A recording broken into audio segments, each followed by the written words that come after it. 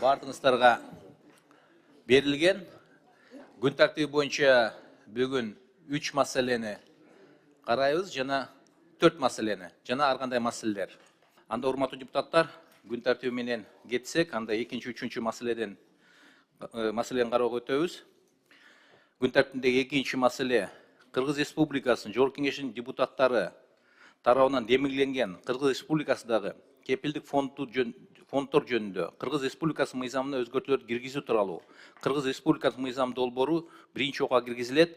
Урматтуу депутат, эмне үчүн демилгелешилер дедим, себеби биз бул мыйзам долбоорун кенен талкуулаганбыз көчмө жыйында. Анан ошол жерде биздин комитет мүчөлөрүнүн баардыгыны киргизели деп демилгече катары. Анан бүгүнкү күндө отдел толугу менен фамилиялар киргизе албай калды. Ошон үчүн жалпы комитет демилгечилер деп айтып кеттим. А фамилияларын биз азыр киргизип кылып коебуз.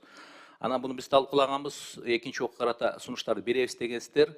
Ошондуктан баяндамачы Төрөн Данияр Эрмекович, Кыргыз Республикасы Жогорку Кеңешинин депутаты, чакырылган Атакуров Мез Шерикбаевич, Кыргыз Республикасынын Улуттук банк төрагасынын орун басары, Таласбаев Эрик Нурдинович, кепилдик фонд ачык акционердик коомунун башкармалыгынын төрагасынын орун басары. Урматтуу депутаттар, баарыңар ошол жерде катышкансыздар. Биз ошону өзүбүзгө көчмө кезексиз жыйын деп киргизкенбиз, талкуулаганбыз. Ошондуктан мен ойлойм, жерде ол кеңири талкууланган, туура көрсөңөр концепциясыны колдоп берсеңиздер, экинчи окууга карата анан сунуштарыңар болсо, биз кенен карап, киргизе турган жерге киргизебиз. Каршы эмессиздерби?